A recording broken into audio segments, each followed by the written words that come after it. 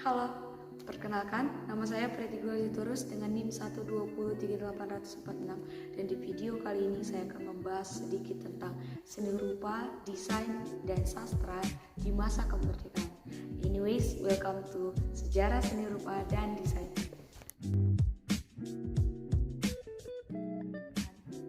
Setelah Jepang keluar dari bumi Indonesia, dunia seni lukis mendapatkan angin segar. Masa kemerdekaan benar-benar mendapatkan kebebasan yang sesungguhnya. Hal ini ditandai dengan munculnya berbagai kelompok atau perkumpulan seniman, yaitu antara lain pada tahun 1946 berdiri SIM atau Seniman Indonesia Muda yang sebelumnya bernama Seniman Masyarakat yang dipimpin oleh S. Sujono yang beranggotakan Avandi, Sudarso, Gunawan, Abdus Salam, Trubus, dan sebagainya. Pada tahun 1947 berdiri perkumpulan pelukis rakyat yang dipimpin oleh Avandi dan Hendra yang keluar dari perkumpulan SIM yang beranggotakan dari pelukis rakyat antara lain Hendra, Sasongko, Kusnadi, dan sebagainya. Pada tahun 1948 berdiri perkumpulan yang memberikan kursus menggambar yaitu Prabangkara, selanjutnya para tokoh SIM, pelukis rakyat, dan kawan-kawan merumuskan pendirian lembaga pendidikan akademis seni rupa. Tokoh perintisan lembaga tersebut antara lain S. Sujoyono, Hendra Gunawan, Jayengasmoro, Kusnadi, Sindu Sisworo, dan lain-lain. Pada tahun 1950 di Bandung berdiri Balai Perguruan Tinggi Guru Gambar yang dipelopori oleh Profesor Syafii Sumarja yang dibantu oleh Muchtar Apin, Ahmad Sadali, Sujoko, Edi Kanta Subraka, dan lain-lain. Berikut adalah contoh-contoh karya-karya di masa kemerdekaan ataupun setelah kemerdekaan. Yang pertama dengan karya yang bernama Self Portrait on Kusamba Beach yang dilukis oleh Avandi dengan oil on canvas. Yang kedua ada Balinese Beauty yang dilukis oleh Basuki Abdullah. Dan yang terakhir ada lukisan yang bernama Ikan yang dilukis oleh Hendra Gunawan. Pada awal kemerdekaan Indonesia, para seniman telah menunjukkan corak seni grafis juga yang dipamerkan dalam rangka perayaan ulang tahun Republik Indonesia.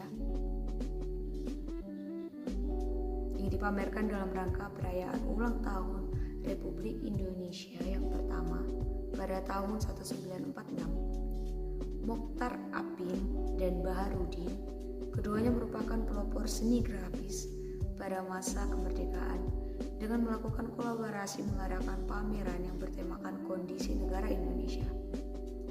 Karya-karyanya kemudian menyebar ke negara-negara lain. Karya-karya yang dipamerkan sebanyak 19 karya. Gaya seninya mencerminkan ekspresionis dengan menunjukkan kebebasan seorang seniman. Pada tahun 1948, Muchtar Apin membawa sebuah perubahan yang belum pernah dilakukan seniman pada tahun sebelumnya, yaitu popularitas seni grafis secara konsisten. Adapun karya-karya yang telah diperbuat oleh Bapak Muchtar Apin, di antaranya Unknown Muchtar Apin 1, Figur 3 Wanita, MH Tamrin, Bangunan, Woman and Son, Woman, Dua Sosok Wanita, Wanita Duduk di Kursi,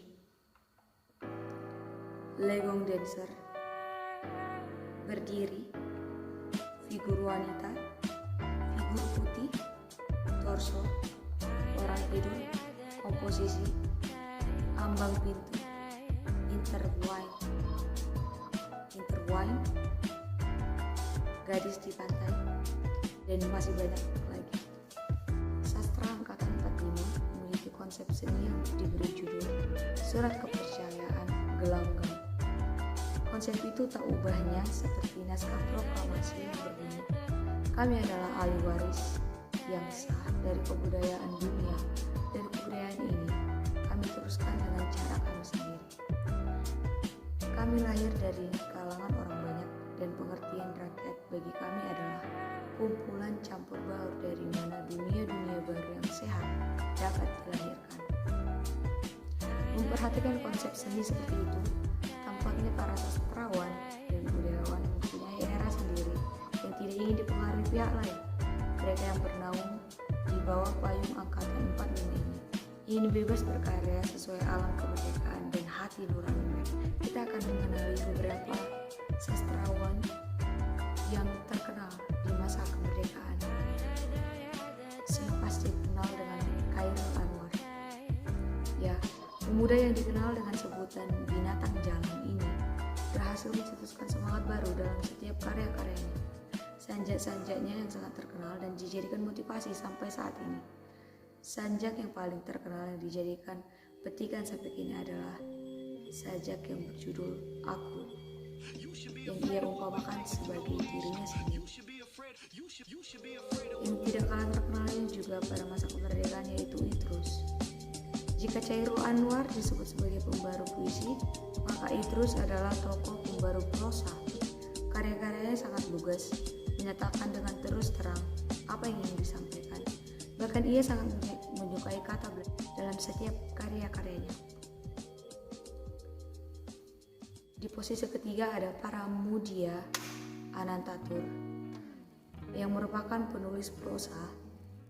Karya pertamanya berjudul Di Tepi Kali Bekasi yang dirampas oleh Nepis. Namun demikian, salah satu karya yang sangat populer adalah Kemelek yang mengisahkan kemalangan sebuah kereta api yang hebat di Purwokerto. Kisah yang ia tuangkan sangat menyayat hati sehingga namanya hingga saat ini tetap populer. Bukan hanya itu, masih banyak sastrawan yang sangat terkenal di zaman kemerdekaan, sebelum kemerdekaan maupun setelah kemerdekaan. Oke teman-teman, itu dia tadi mengenai seni rupa, desain, dan sastra di masa kemerdekaan.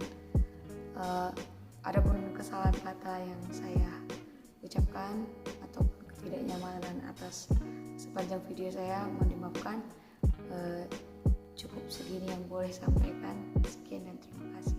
Terima kasih sudah menonton.